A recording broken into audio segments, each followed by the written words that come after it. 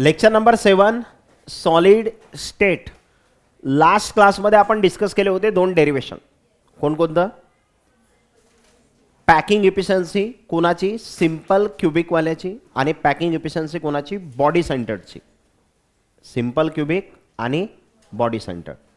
आता नेक्स्ट आपल्याला जे डिस्कस करायचं आहे पॅकिंग इफिशियन्सी कोणाची? फेस सेंटर्डची. आता बघा एकदा मी रिकॉल करतो आपण काय काय केलं होतं डेरिवेशनमध्ये. बंद करून टाका. डेरिवेशनमध्ये आपण कोणकोणत्या स्टेप्स होत्या आपल्या बघा. सगळ्यात पहिली स्टेप होती आपल्याला ए आणि आर मधलं रिलेशन पाहिजे. काय स्टेप आहे पहिली? ए आणि आर मधलं रिलेशन. दुसरी स्टेप काय होती? युनिट सेलचा व्हॉल्यूम पाहिजे. तिसरी स्टेप काय होती? पार्टिकलचा व्हॉल्यूम पाहिजे. आणि चौथी स्टेप काय होती? Packing efficiency. 4 स्टेप्स आहेत. परत एकदा सांगतो. पहिल्या स्टेपमध्ये काय पाहिजे? ए आणि आर मधलं रिलेशन. दुसऱ्या स्टेपमध्ये काय पाहिजे? दुसऱ्या स्टेपमध्ये व्हॉल्यूम युनिट सेलचा. तिसऱ्या स्टेपमध्ये व्हॉल्यूम पार्टिकलचा. आणि चौथ्या स्टेपमध्ये पॅकिंग एफिशियन्सी. ओके. मग आता आपण एक एक स्टेप फॉलो करू. तर सर्वात आधी आपण युनिट सेल कोणती कन्सिडर केली? Face centred. फेस सेंटर्डमध्ये पार्टिकल कुठं असते? एकदा बॉक्स ना. फेस सेंटर्डमध्ये पार्टिकल कुठं आहे? कॉर्नरला आहेच. कॉर्नरला आहेच. आणि कॉर्नर सोबत अजून कुठे आहे? सगळ्या फेसेसच्या सेंटरला. अपोजिट नाही, फक्त अपोजिटला असलं तर एंड सेंटर्ड है ना. आणि सगळ्या फेसेसच्या सेंटरला जर पार्टिकल असेल तर फेस सेंटर्ड. ओके. तर पार्टिकल कॉर्नरला आहे आणि कॉर्नर सोबत फेसच्या सेंटरला आहे. जसं की इथं बघा आपण हा समोरचा फेस कन्सिडर केला. बघा असं कन्सिडर करू आपण. हा समोरचा फेस आहे.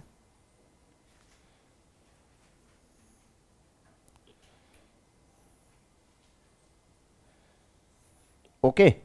रेडवाला काय आहे? समोरचा फेस. आता या फेसच्या सेंटरला पार्टिकल दिसू राहिला का? बघा हा मधातला.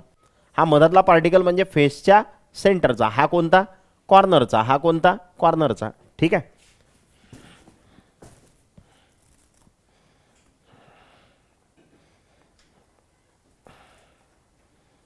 बघा आता हे आपली युनिट सेल आहे.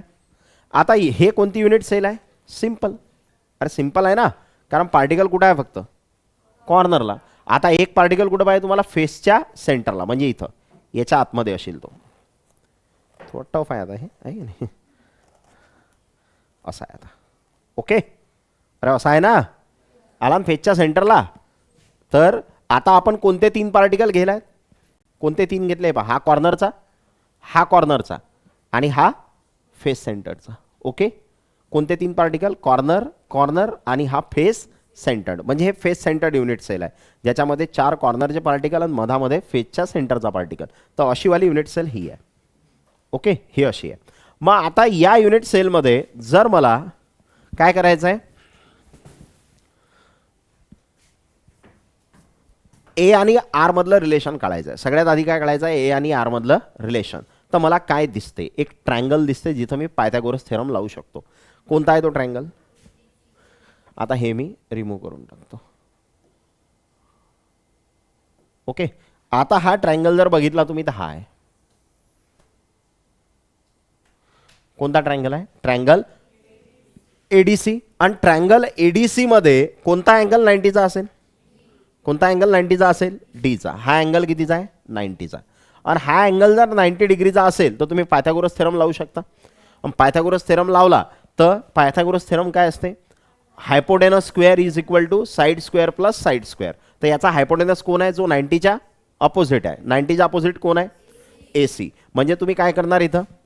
एसीचा स्क्वेअर इक्वल्स टू काय घेणार? साइड स्क्वेअर म्हणजे एडी स्क्वेअर आणि डीसी स्क्वेअर. काय येणार? एडी स्क्वेअर आणि डीसी स्क्वेअर. आता मला सांगा एडी स्क्वेअर म्हणजे काय? एडी म्हणजे काय? इथून पासून इथपर्यंत. आणि इथून पासून इथपर्यंत म्हणजे काय आहे? Edge length. डीसी म्हणजे इथून पासून इथपर्यंत आणि हे पण काय आहे? Edge length. म्हणजे ए. म्हणजे काय होणार आहे? A square plus A square. बरोबर. म्हणजे आता हा जो एसी आहे या एसीला मी बी मानलं. काय मानलं? बी. म्हणजे हा काय होणार? B square. म्हणजे काय होईल? B square is equal to 2a square. पण आता फिगरवरून जर तुम्ही बघितलं समजा तर तुमच्या काय लक्षात येते बघा, या स्पियरची रेडियस आर, या स्पियरची रेडियस आर, याचं हे सेंटर, एवढी रेडियस आर, एवढी रेडियस आर, म्हणजे जो बी आहे तुमचा तो बी का आहे 4r. अरे बी का आहे 4r, फिगरवरून समजलं ना तुम्हाला, बी का आहे 4r. मग आता इथं बी ची किंमत जर पुट केली तुम्ही तर म्हणजे काय होईल सांगा. आता बी ची किंमत पुट काय केली 4r. आपलं रिलेशन काय आलं होतं, बी इक्वल्स टू 4r, सॉरी एक बी इक्वल्स टू 4r आलं. आणि आपला फॉर्म्युला काय होता, B square is equal to 2a square, Pythagoras theorem लावल्यावर.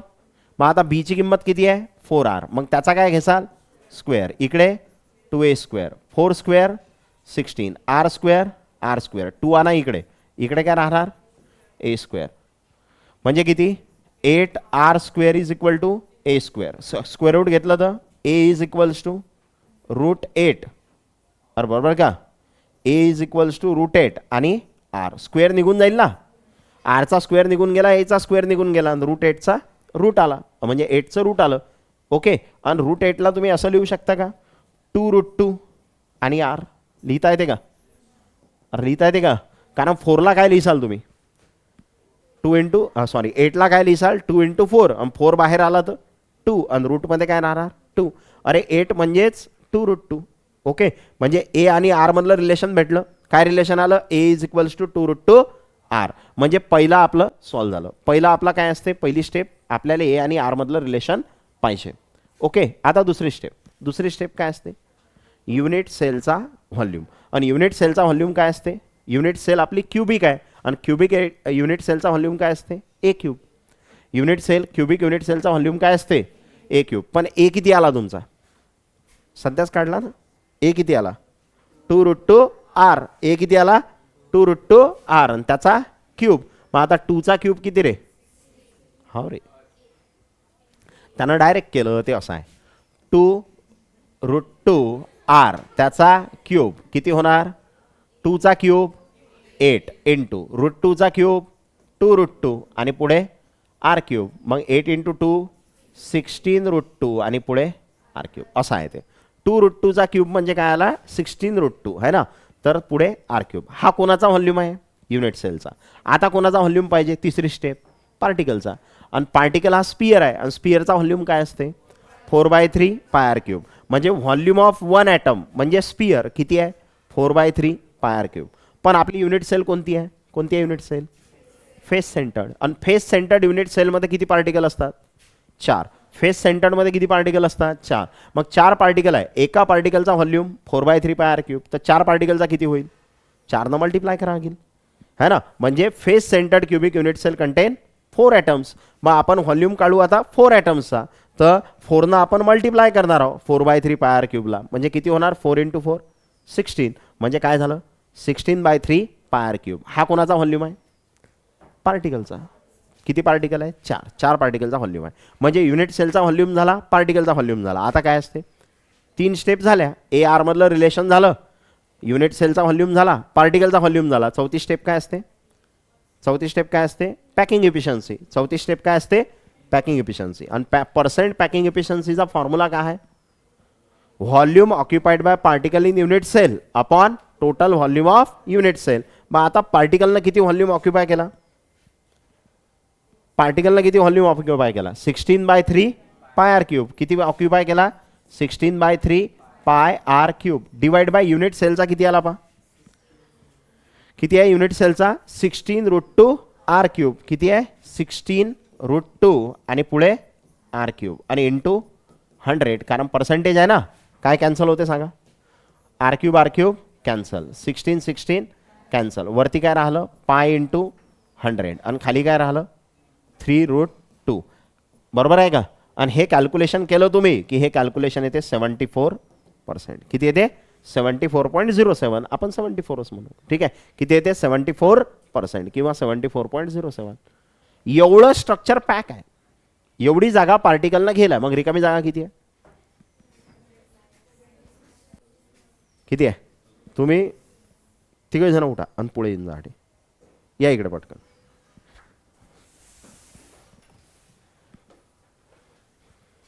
बसा रहाटे तू कोपऱ्यावर बस. तुला झोपला येऊ राहील ना. हां, तर पॅक स्ट्रक्चर किती आहे? पॅक स्ट्रक्चर किती आहे? 74%. तर रिकामं किती असेल? 100 मायनस 74 आहे ना. आणि 100 मायनस 74 म्हणजे जवळपास 26. 25.93 म्हणजे जवळपास 26. समजलं? काय काय केलं? स्टेप्स लक्षात ठेवा. चारही आपलं तिन्ही डेरिवेशन एकसारखे आहेत. तिन्ही डेरिवेशन एकसारखे आहेत. सगळ्यात पहिले काय काम करायचं? एक फिगर काढायची.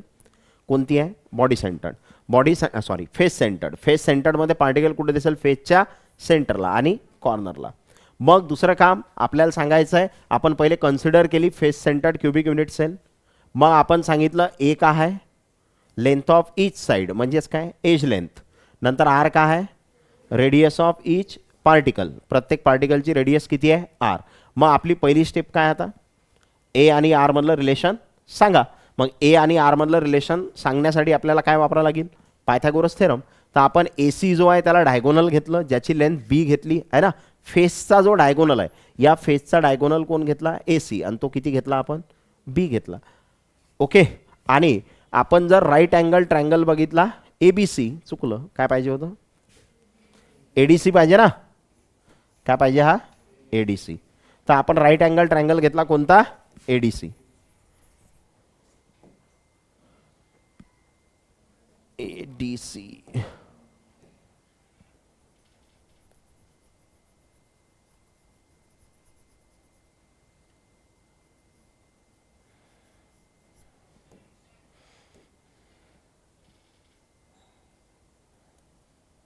ठीक आहे. राईट अँगल ट्रँगल कोणता घेतला आपण? एडीसी. मग एडीसी मध्ये आपण पायथागोरस थेरम लावला तर काय येईल? हायपोटेनस स्क्वेअर म्हणजे A C square is equal to A D square plus D C square. म्हणजे याला बी म्हटलं. B square is equal to A square plus A square. म्हणजे काय झाला? B square is equal to 2a square. आणि फिगरवरून काय दिसते तुम्हाला? बी का आहे? 4r दिसते का? किती आर आहे ते? 4. म्हणजे बी इक्वल्स टू 4r. मग आपण काय केलं? हे पुट केलं इथं. बीच्या ठिकाणी काय टाकलं? 4r. त्याचा स्क्वेअर केला. मग आपल्याला कोणामधलं रिलेशन भेटलं? ए आणि आर मधलं. ते किती आलं? ए इक्वल टू रूटेड आर किंवा ए इक्वल्स टू 2√2r. मग आपण काय केलं? दुसरी स्टेप. युनिट सेलचा व्हॉल्यूम काढला. युनिट सेल क्युबिक आहे म्हणजे व्हॉल्यूम काय झाला? ए क्यूब. ए ची किंमत 2√2r, त्याचा क्यूब. तर 2 चा क्यूब 8, √2 चा क्यूब 2√2 आणि पुढे r क्यूब. मग आपण मल्टिप्लिकेशन केलं ते किती आलं? 16√2r cube. मग आपण काढला एका ॲटमचा व्हॉल्यूम. एका ॲटमचा म्हणजे एका स्पिअरचा. स्पिअरचा व्हॉल्यूम काय असते? 4/3 πr क्यूब. मग आपण काय केलं? FCC युनिट सेलमध्ये 4 ॲटम असतात म्हणजे आपल्याला 4 ॲटमचा व्हॉल्यूम पाहिजे. मग एका ॲटमच्या व्हॉल्यूमला 4 मल्टिप्लाय केलं की 4 ॲटमचा व्हॉल्यूम भेटते. बरोबर आहे? ठीक आहे.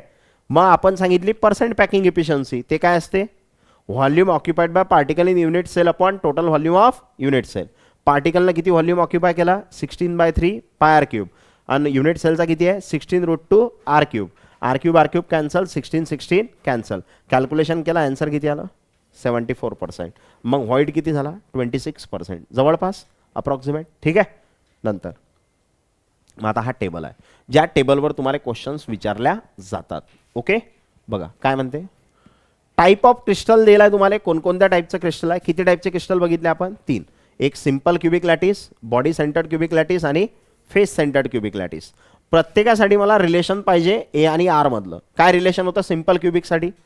सिंपल क्युबिकसाठी किती होतं? ए इक्वल्स टू 2r. बॉडी सेंटर्डसाठी काय आलं होतं? ए इक्वल्स टू 4r अपॉन √3. आणि सध्याच आपण फेस सेंटर्डचं काढलं. ए इक्वल्स टू √8r किंवा ए इक्वल्स टू 2√2r. काढलं का? बोला, झोपू नका. नंतर पॅकिंग इफिशियन्सी काढली आपण. सिंपल क्युबिकची किती आली? बोमला किती?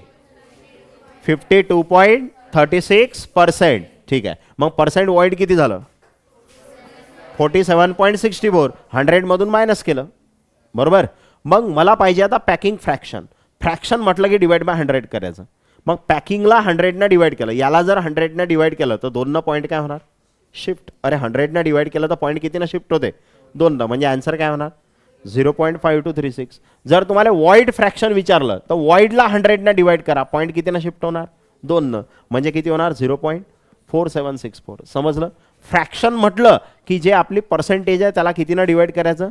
100. ओके. मग बॉडी सेंटर्डसाठी पॅकिंग इफिशियन्सी किती आहे?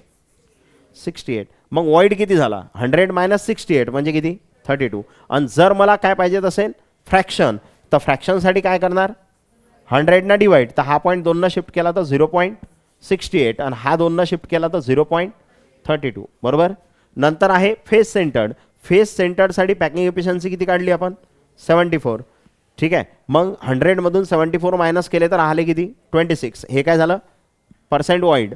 मग मला पॅकिंग फ्रॅक्शन पाहिजे म्हणजे 2 पॉईंट शिफ्ट करा तर किती होणार 0.74. मला वॉइड फ्रॅक्शन पाहिजे 2 पॉईंट शिफ्ट करा किती होणार 0.26. म्हणजे जे काही आतापर्यंत डेरिवेशन शिकवले ते सर्व समराईज केलं आपण. याच्यावर क्वेश्चन एक्झाममध्ये विचारतात.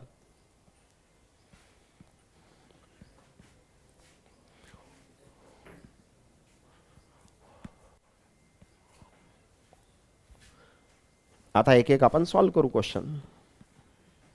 काय म्हटलं क्वेश्चन मध्ये पहा,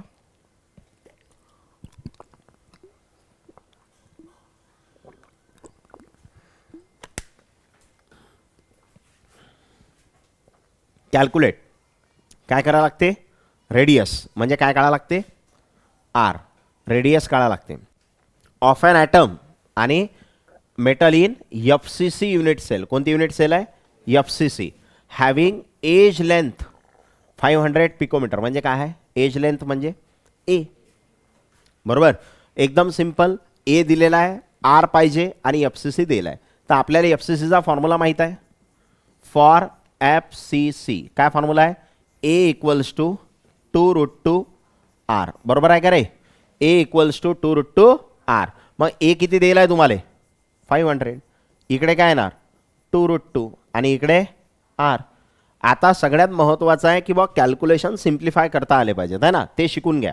याला खाली शिफ्ट करतो काय होईल 500 डिवाइड बाय 2√2 आणि इकडे काय येणार आर. आता आर किती झाला ते सांगा मला. 2 याला डिवाइड केलं 500ले तर किती 250 आणि डिवाइड बाय किती राहणार √2. बरोबर आहे का. डिवाइडला किती राहणार √2. आता पुढे पहा. कॅल्क्युलेशन सोपं करण्यासाठी मी काय करतो आर इकडे 250 खाली करतो √2 आणि याला मल्टिप्लाय करतो √2 न आणि डिवाइड करतो √2 न. चालते. असं का केलं आता पहा सिम्प्लिफाय होते. 250 √2 ची किंमत 1.414 डिवाइड बाय √2 इंटू √2 2. √2 इंटू √2 किती होते 2. मग 2 न डिवाइड करा काय होईल 2 न डिवाइड केलं काय होईल 2 1 जार 2 2 2 जार 4 1 0 2 5 जार 10 आणि इंटू किती येणार 1.414. बरोबर. आता 125ला जर तुम्ही 1.414 न मल्टिप्लाय केलं तर आन्सर किती येऊ शकते. थोडं डोकं लावा. 1.4 म्हणजेच 1.5. 1.4 म्हणजेच 1.5. 1.5 म्हणजे दीडपट आणि याची जर दीडपट करायची आहे ना 1.5 टाइम्स तर आपण याचे अर्धे करा पहिले. 125चे अर्धे किती होतील 120चे अर्धे 60 62 होतील. म्हणजे 60च पकडा. म्हणजे याच्यात 60 ॲड केले की होऊन जाईल काम. मग 125 मध्ये जर 60 ॲड केले तुम्ही तर किती होणार 125 मध्ये 60 ॲड केले किती होणार 176 येते का. ते 1.4च आहे ना. आपण 1.5 पकडलं. अरे आपण 1.5 पकडलं की नाही 1.5 पकडून तुम्हाला 60 ॲड करा लागतील आणि याच्यात 125 मध्ये जर 60 ॲड केले तर 185 होतील 185. पण आपलं त्याच्यापेक्षा कमी आन्सर असेल कारण हे 1.4च आहे. मग 185 पेक्षा कमी 176 ऑप्शन सी. मी डोकं लावलं है ना कारण ऑप्शन आहेत ना. मग तुम्ही कॅल्क्युलेशन सिम्पल बनवा त्याला. ठीक आहे. तर आन्सर किती येणार 176.75. किती येणार 176.75. कशामध्ये पिकोमीटर. का कारण हे पण कशामध्ये होतं पिकोमीटर. झाला आर फाइंड आउट. समजला क्वेश्चन. सिंपल ए आणि आर मधलं रिलेशन वापरायचं आहे आणि क्वेश्चन सॉल्व्ह करायचा आहे. नेक्स्ट पुढचा बघा. आता काय म्हणत आहे what is the atomic radius.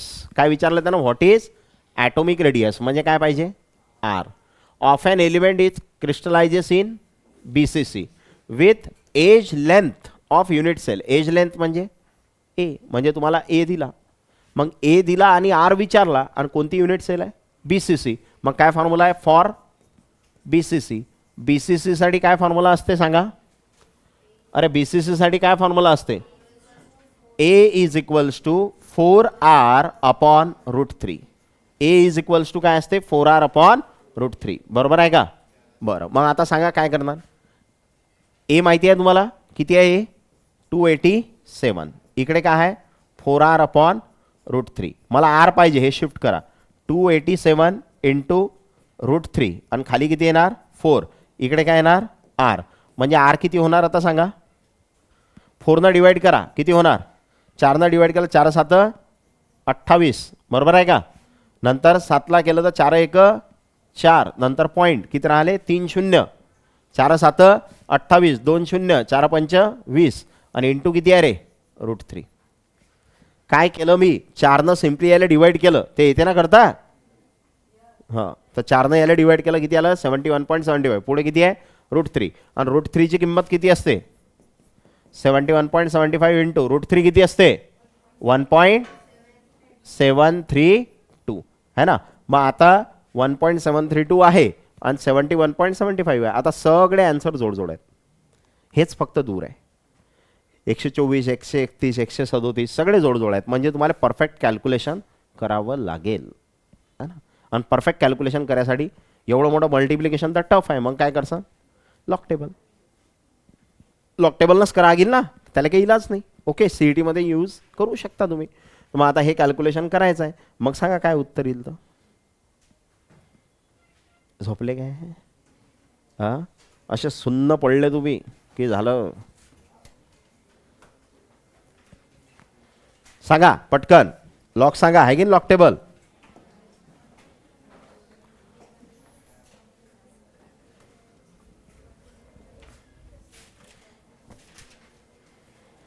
सांगा पटापट.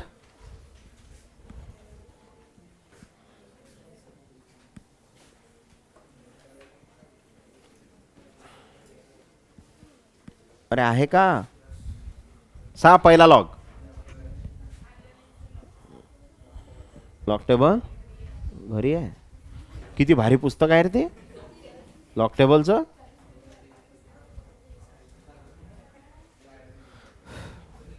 मग असं कर जा, आता घे जा घरी करून.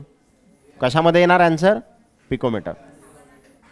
हां किती आहे ए आहे का. कसं काय केलं का मोबाईलवर. किती येते येते का 124. तुमच्या भरोशावर लिहितो. ओके, तो आन्सर ए काय आहे तुमचं करेक्ट. नेक्स्ट पुढचं.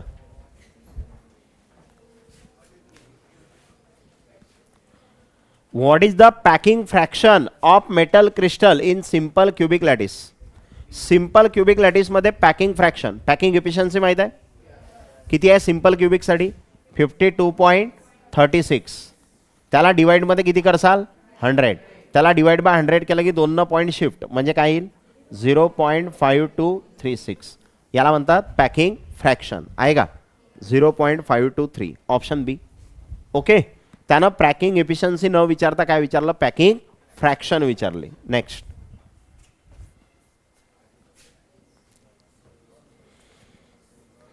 What is the packing efficiency of silver metal in its unit cell. आता हा गुगली आहे. गुगली कसा काय त्यानं डायरेक्ट दिलं नाही. त्यानं काय म्हटलं पॅकिंग एफिशियन्सी विचारली, पण त्यानं असं म्हटलं काय सिंपल क्युबिकची काळा, BCCची काळा, FCCची काळा असं त्यानं म्हटलं नाही. त्यानं काय दिलं रे पुढे सिल्वर. आणि सिल्वर कशाचं एक्झाम्पल होतं कॉपर आणि silver.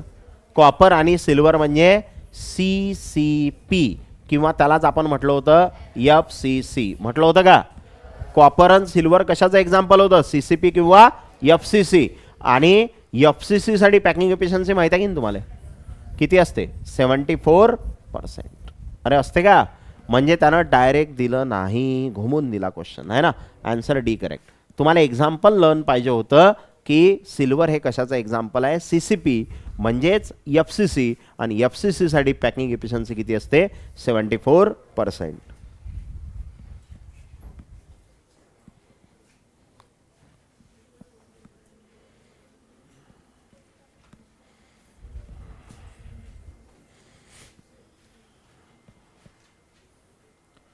Which from following formula is used to find total volume occupied by atom in simple cubic unit sale.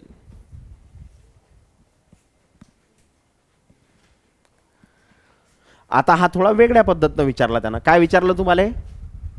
Which formula आहे ना, which from the following formula is use to find total volume of atom. Volume of atom काय formula असते सांगा रे? Volume of atom काय formula आहे? बोमला 4/3 पाय आर क्यूब. बरोबर आहे का? बरं, पण ऑप्शनमध्ये आर आहे का? ऑप्शनमध्ये काय आहे? ए. मग सेल कोणती दिली आहे? Simple cubic. आणि सिंपल क्युबिकसाठी ए काय असते?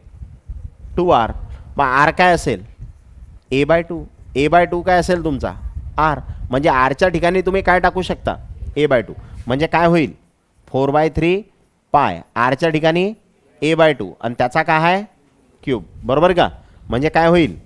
4/3 पाय a क्यूब आणि खाली 2चा क्यूब 8. 4 डिवाइड होते का? 4 1 4, 4 2 8. म्हणजे वर काय झालं? पाय ए क्यूब आणि खाली 3 2 6. हा व्हॉल्यूम ऑफ ॲटम आहे, एका ॲटमचा व्हॉल्यूम आहे. आणि सिंपल क्युबिकमध्ये किती ॲटम असते? एकच. अरे सिंपल क्युबिकमध्ये एन किती असते? नंबर ऑफ ॲटम किती असतात? 1. आणि हा एका ॲटमचा व्हॉल्यूम आहे. म्हणजे पाय ए क्यूब बाय 6. म्हणजे कोणता आन्सर करेक्ट आहे? 6 ए. ठीक आहे, पाय ए क्यूब बाय 6. कोणता आन्सर करेक्ट आहे? ए. समजला काय केलं तर? सेम क्वेश्चन समजा त्यानं आहे ना BCC साठी दिला असता, मग काय केलं असतं? पहिले एका ॲटमचा व्हॉल्यूम काढला असता, पण तिथं ए आणि आरचं रिलेशन बदललं असतं BCC साठी. मग तुम्ही एका ॲटमचा व्हॉल्यूम काढल्यावर BCC तर 2 ॲटम असतात, मग काय केलं असतं तुम्ही? एका ॲटमच्या व्हॉल्यूमला 2 मल्टिप्लाय केलं असतं, म्हणजे BCC. FCC साठी विचारलं असतं तर 4 मल्टिप्लाय केलं असतं, पण ए आणि आरचं रिलेशन बदललं असतं. बरोबर. नेक्स्ट.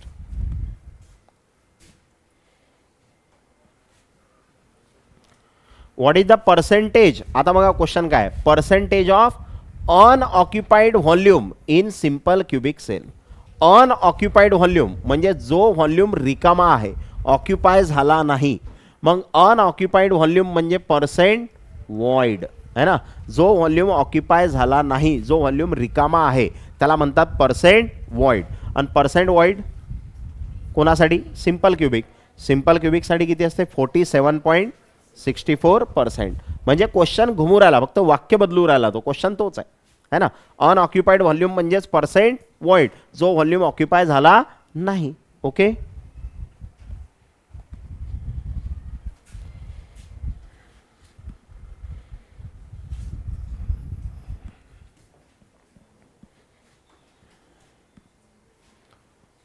काय म्हणत आहे? Calculate the total number of tetrahedral voids. काय काढायला लागतात? Tetrahedral voids in 0.2 mole of a compound forming HCP structure. काय दिलं तुम्हाला? तुम्हाला दिलं 0.2 मोल. आणि मोलवरून पार्टिकल भेटतात का रे? नंबर ऑफ पार्टिकल्स मोलवरून. ठीक आहे, तर नंबर ऑफ पार्टिकलचा काय फॉर्म्युला असते? Number of particles. Number of पार्टिकलचा फॉर्म्युला असते N इंटू Na. शिकवलता का पहिल्या चॅप्टरमध्ये? ठीक आहे, हा N म्हणजे काय आहे? मोल. ठीक आहे, तर नंबर ऑफ पार्टिकलचा फॉर्म्युला काय? N into Na. मग तुम्हाला N किती दिला आहे? 0.2. आणि Na किती असते? 6.022 इंटू 10⁻23. बरोबर. मग आता मी काय करतो? थोडं डोकं लावतो. हा पॉईंट 1 लेफ्टला शिफ्ट करतो, तर हा पॉईंट 1 राईटला शिफ्ट करतो. चालते का? म्हणजे इथं किती होणार? 2. बरोबर ना. आणि इथं 0.6022 आणि 10⁻ किती राहणार? 23. चालते का? एक पॉईंट राईटला शिफ्ट केला तर एक लेफ्टला शिफ्ट केला, चालते असं करायला आहे ना. माहीत नसेल तर चालते, अठून पुढे लक्षात ठेवता. एक राईटला शिफ्ट केला, दुसरा लेफ्टला शिफ्ट केला, तर असं करायला चालत असते. मग आता 2 मल्टिप्लाय करता येते की नाही? 2 दुनी 4, 2 दुनी 4, 2 0 0, 2 सक 12, हातचा आला 1, 2 0 0 ने 1 1 आणि 10⁻23. ठीक आहे, काय भेटले तुम्हाला? हे काय भेटले? नंबर ऑफ पार्टिकल, ज्याला आपण काय म्हणणार? N. अरे बरोबर का? काय भेटला तुम्हाला? N. तुम्हाला विचारलं काय त्यानं? Total number of tetrahedral voids. तुम्हाला काय विचारले? Tetrahedral voids. काय विचारले? Tetrahedral voids. आणि टेट्राहेड्रल वॉइड्स किती असतात? 2n. आणि आठवते की नाही, टेट्राहेड्रल वॉइड्स किती असतात? 2n. जेवढे पार्टिकल असतात त्याच्या डबल टेट्राहेड्रल वॉइड. आणि ऑक्टाहेड्रल विचारलं असतं तर जेवढे पार्टिकल तेवढेच ऑक्टाहेड्रल वॉइड, जेवढे पार्टिकल त्याच्या डबल टेट्राहेड्रल वॉइड. म्हणजे तुम्ही काय करणार इथं 2 न मल्टिप्लाय करसाल कोणाला? n ला. n किती आहे? 1.2044 10 to the power 23. मग 2 न मल्टिप्लाय करा. बेचूक 8, बेचूक 8, बे 0 0, बे दोन्ही 4, बे 1 बे 10 to the power 23. पावर आहे का? 2.4. कोणता ऑप्शन? बी करेक्ट आहे. ओके, समजलं कसं केला क्वेश्चन सॉल्व? पहिले मोल दिले होते, मोलवरून पार्टिकल काढायचे, कारण पार्टिकल माहीत असले तर वॉइड काढता येतील. बरोबर. तर मोलवरून पार्टिकल कसे काढायचे? तर नंबर ऑफ पार्टिकलचा फॉर्म्युला काय असते? n into N A. N म्हणजे मोल, एन ए म्हणजे अवॅगॅड्रो नंबर. त्याची किंमत 6.022 10 to the power 23. मग n भेटला. मग टेट्राहेड्रल वॉइड्स किती असतात? 2n. कॅल्क्युलेट केले. ठीक आहे.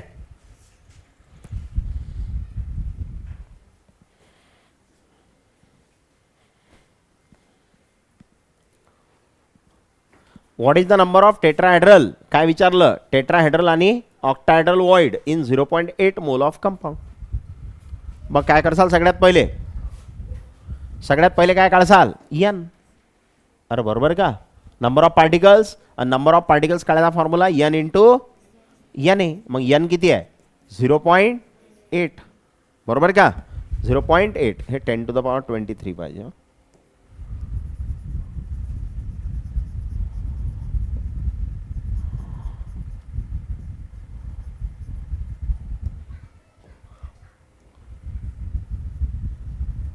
बघा, तर काय करणार आता? एन एची किंमत पुट करा. किती आहे?